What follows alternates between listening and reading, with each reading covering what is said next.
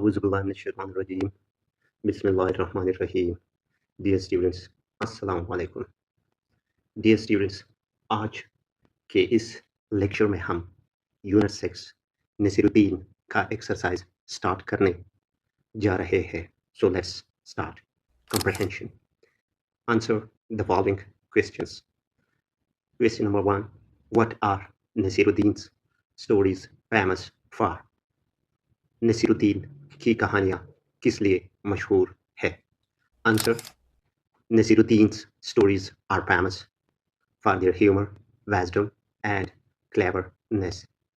नसीरुद्दीन की कहानियाँ उसकी हंस मजाक, दुनियावी और चालाक मिजाज की वजह से मशहूर है.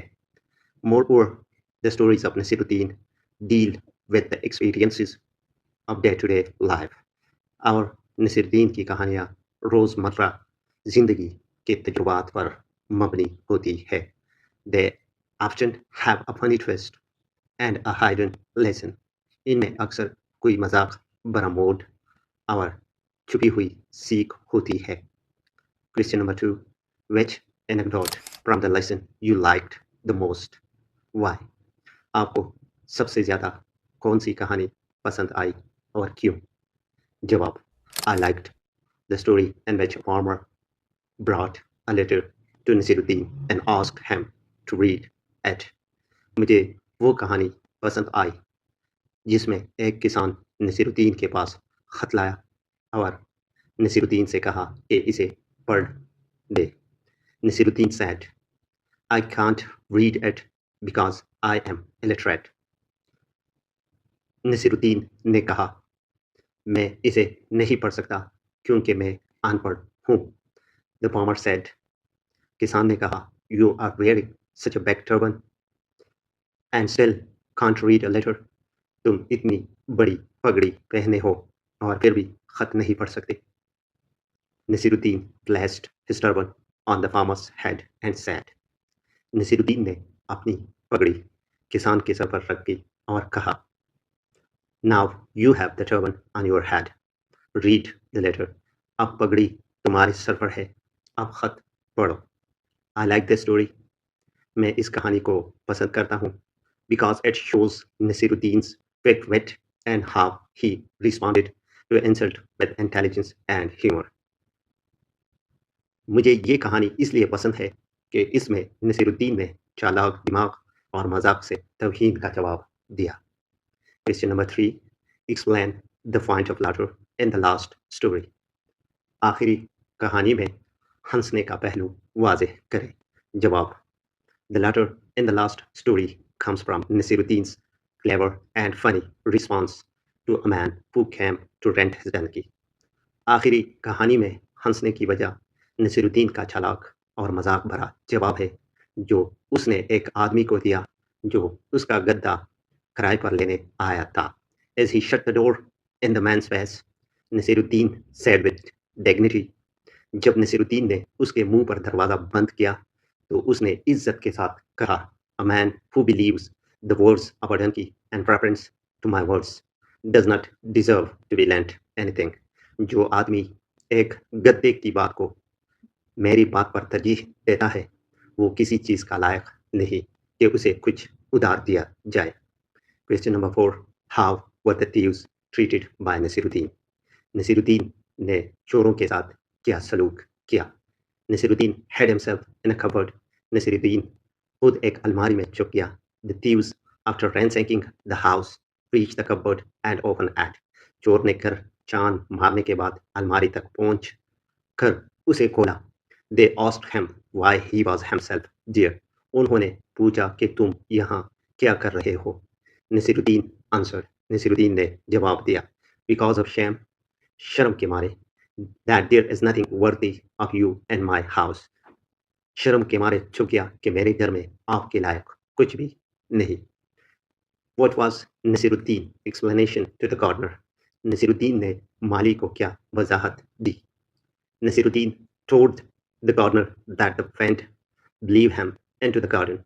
नसीरुद्दीन ने माली से कहा कि हवा ने उसे बाग में उड़ा दिया. He grabbed the vegetables to stop himself. उसने सब्जियों को इसलिए पकड़ा कि वो खुद को रोक सके। And when asked why they were in sick, और जब उससे पूछा गया कि सब्जियां बोरी में कैसे आई, he said, तो उसने कहा he was also wondering that before being interrupted, मैं भी यही सोच रहा था कि आपने मुझे रोका।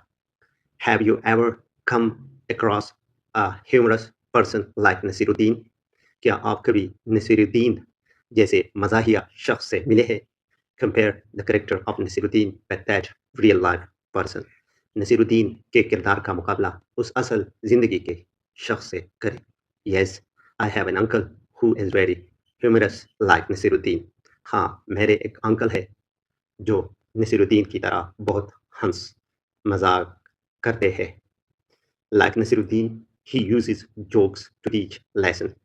नसीरुद्दीन की तरह वो भी मजाक के जरिए सबक देते हैं। And always has a clever way to solve problems. और हमेशा मसाइल का चालाक हल निकालते हैं। Write a note on character of Naseeruddin using evidence from the lesson. सबक में दिए गए सबूतों की रोशनी में नसीरुद्दीन के किरदार पर एक नोट लिखिए। जवाब: Nasiruddin is wise, witty and humorous. Nasiruddin अक्लमंद, चालाक और हंस मजाक वाला शख्स है। He uses intelligence to solve problems. वो अपनी अकल से मसाइल का हल निकालता है। In all the stories he teaches important life lessons through funny and clever tricks. हर कहानी में वो मजाक और चालाकी से जिंदगी के सबक सिखाता है। Vocabulary: use the following words and sentences of your own. Popular: Nasiruddin is a popular character because of his funny and wise stories. Naseeruddin एक मशहूर किरदार है क्योंकि उसकी कहानियाँ हंसी मजाक और दानाई से भरी होती है। Worn out: after walking all day, I was completely worn out. पूरा दिन चलने के बाद मैं बिल्कुल थक गया था। Turban: He wore a beautiful white turban on his head. उसने अपने सर पर एक खूबसूरत सफेद पगड़ी पहनी हुई थी। Gallop: The horse began to gallop across the field quickly. घोड़ा मैदान में तेज रफ्तार से दौड़ने लगा। घोड़ा मैदान में तेज रफ्तार से दौड़ने लगा। Blown: The leaves were blown away by the strong wind. पत्ते तेज हवा की वजह से उड़ गए। Ornament: She wore a golden ornament on her wrist during the festival. उसने त्योहार के दौरान अपनी कलाई पर सोना जैसा जेवर पहना। B. What do you understand by the following terms from the lesson? Worthy of you means suitable or deserving for someone like you. आप जैसे शख्स की लायक या काबिल। To get money, not advice, means wanting actual help or payment instead of just words or suggestion. पैसे लेना मशवरा नहीं। Being swept along means being carried away or influenced by something without control. किसी चीज के साथ बह जाने का अमल या अपनी इख्तियार के बगैर ले जाया जाना। Experiences of day-to-day life means the routine, events and happenings of everyday living. रोजमर्रा जिंदगी के तजुर्बात।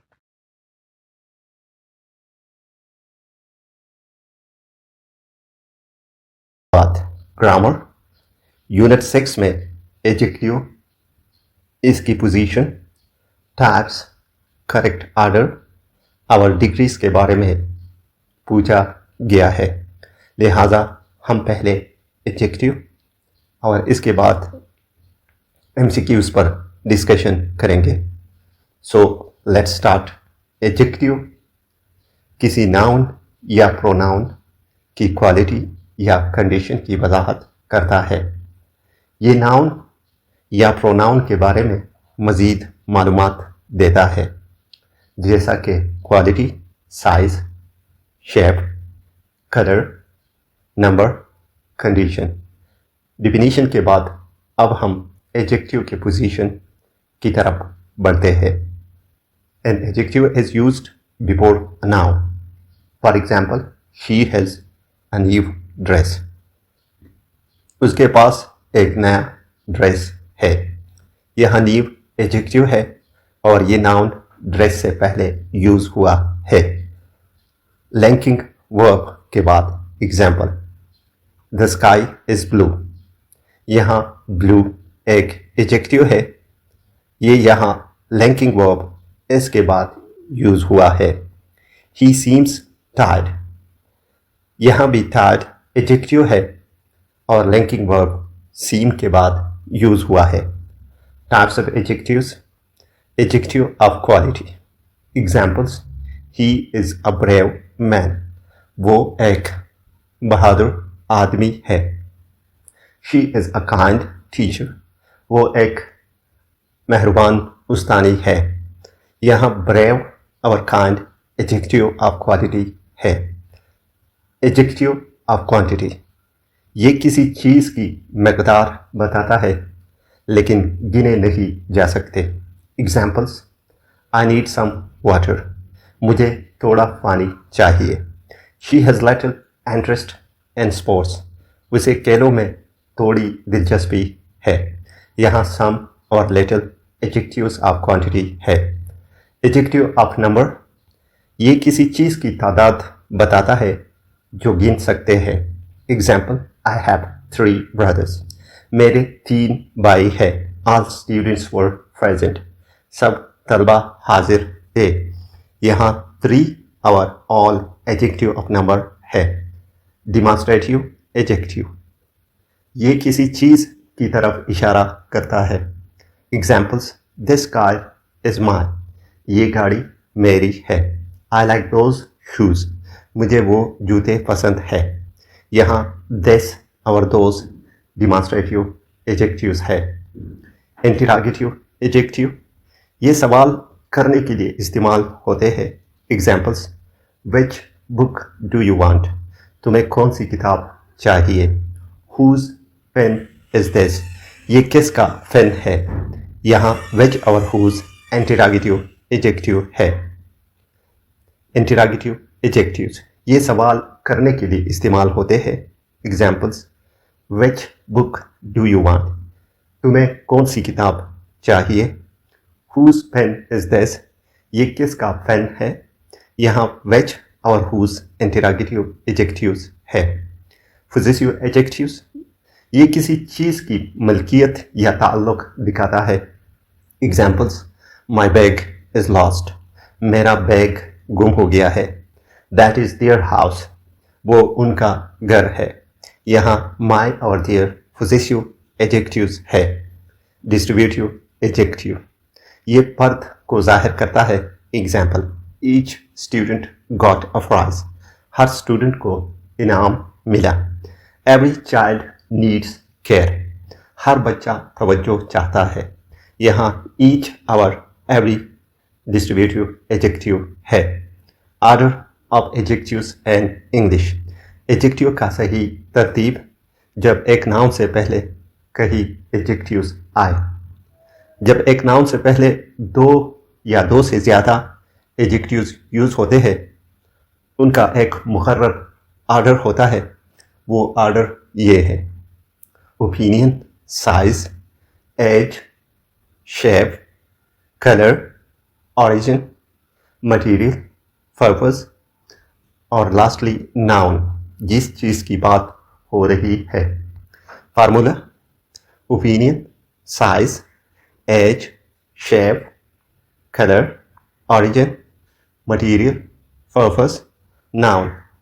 इस तरतीब को हम एक निमोनिक्स और small ant Sara can only make perfect noodles के ज़रिए याद कर सकते हैं, जहां और में ओ से मुराद ओपिनियन, स्मॉल में एस से मुराद साइज, आंट में ए से मुराद एज, सारा में एस से मुराद शेप, कैन में सी से मुराद कलर, ओनली में ओ से मुराद ऑरिजिन, मैक में एम से मुराद मटेरियल, परफेक्ट में पी से मुराद पर्पस और नूडल में एन से मुराद नाउन है। इस ऑर्डर को समझने के लिए हम यहाँ चंद सेंटेंसेस लेते हैं। इन सेंटेंसेस को गौर से पढ़िए। Examples. Example number 1, beautiful, small, old, round, red, Italian, wooden, dining, table, एक खूबसूरत छोटी पुरानी गोल लाल इटाली की लकड़ी की डाइनिंग टेबल। इस सेंटेंस में beautiful quality, small size, old age, red colour, Italian origin, wooden material और डाइनिंग पर्पस बता रहा है। एडजेक्टिव की तारीफ, पोजीशन, टाइप्स और ऑर्डर सीखने के बाद अब हम डिग्रीज की तरफ बढ़ते हैं। एडजेक्टिव के 3 डिग्रीज होते हैं। पॉजिटिव डिग्री जैसा कि टॉल, कंपैरेटिव डिग्री जैसा कि टॉलर, सुपरलेटिव डिग्री जैसा कि द टॉलेस्ट। पॉजिटिव डिग्री सिर्फ और सिर्फ किसी शख्स या चीज़ की सिफत बताता है, किसी से मुकाबला नहीं करता। समझने के लिए दर्ज झेल मिसालें पढ़िए। मिसालें: अली इज़ टॉल, अली लंबा है। ही इज़ इंटेलिजेंट, वो इंटेलिजेंट है। यहाँ टॉल और इंटेलिजेंट एडजेक्टिव के पॉजिटिव डिग्रीज है। कंपैरेटिव डिग्री, दो चीज़ों का मुकाबला। जब हम दो शख्स या दो चीज़ों का मुकाबला करते हैं तो हम कंपैरेटिव डिग्री यूज़ करते हैं। कंपैरेटिव डिग्री के कुछ रूल्स होते हैं, उन रूल्स को समझने के बाद ही हम कंपैरेटिव डिग्रीज यूज़ कर सकते हैं। रूल्स: 1 सिलेबल पर मुश्तमिल एडजेक्टिव के आखिर में ER और देन लगता है। समझने के लिए दर्ज झेल मिसालें पढ़िए। Tall, taller, than. यहाँ टॉल 1 सिलेबल है, लिहाजा इसके आखिर में ER का इजाफा हुआ है। इस तरह फास्ट भी 1 सिलेबल है, लिहाजा इसके आखिर में भी ER का इजाफा किया जाएगा। Fast, faster. मिसालें: Ali is taller than Ahmed, Ali Ahmed से ज़्यादा लंबा है। यहाँ टॉल 1 सिलेबल पर मुश्तमिल है, इसलिए इसके साथ ER का इजाफा किया गया है। 2 या 2 से ज़्यादा सिलेबल पर मुश्तमिल एडजेक्टिव्स की सूरत में एडजेक्टिव के साथ मोर लगाया जाता है और फिर देन। समझने के लिए ब्यूटीफुल और एक्सपेंसिव पर गौर करें। ये दोनों 2 सिलेबल पर मुश्तमिल है, लिहाजा इनकी कंपैरेटिव डिग्रीज इस तरह होंगे: beautiful, more beautiful than. Expensive, more expensive than. Example: this book is more interesting than that, ये किताब उससे ज़्यादा दिलचस्प है। यहाँ इंटरेस्टिंग एक से ज़्यादा सिलेबल पर मुश्तमिल है, इसलिए इसके साथ मोर लगाया गया है। इर्रेगुलर एडजेक्टिव्स के लिए कोई रूल्स नहीं, इसे हम इस तरह लिखेंगे: good, better than, bad, worse than. Example: he is better than his brother, वो अपने भाई से बेहतर है। गुड की कंपैरेटिव डिग्री बेटर है, इसलिए यहाँ बेटर यूज़ हुआ है। सुपरलेटिव डिग्री, 3 या ज़्यादा में सबसे ज़्यादा। जब हम 3 या ज़्यादा शख्स या चीज़ों का मुकाबला करते हैं और किसी एक में सबसे ज़्यादा सिफत होती है तो हम सुपरलेटिव डिग्री यूज़ करते हैं। रूल्स: 1 सिलेबल एडजेक्टिव्स के आखिर में EST लगता है। Examples: tall, tallest, fast, fastest. एक से ज़्यादा सिलेबल वाले एडजेक्टिव्स की सूरत में द मोस्ट और एडजेक्टिव लगता है। Examples: beautiful, the most beautiful, intelligent, the most intelligent. Irregular adjectives, इसके लिए भी कोई रूल्स नहीं है: good, the best, bad, the worst.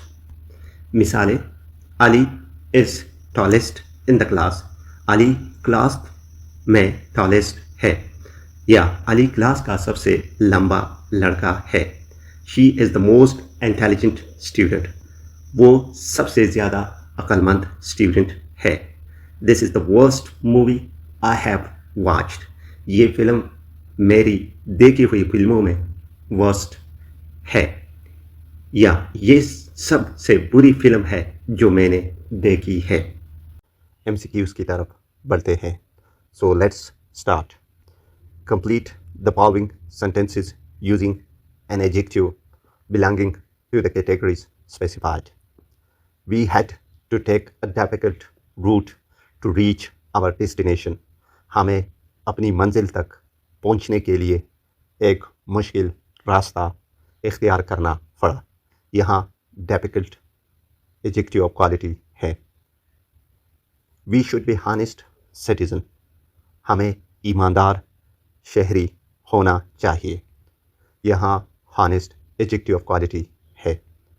He is wearing a black suit.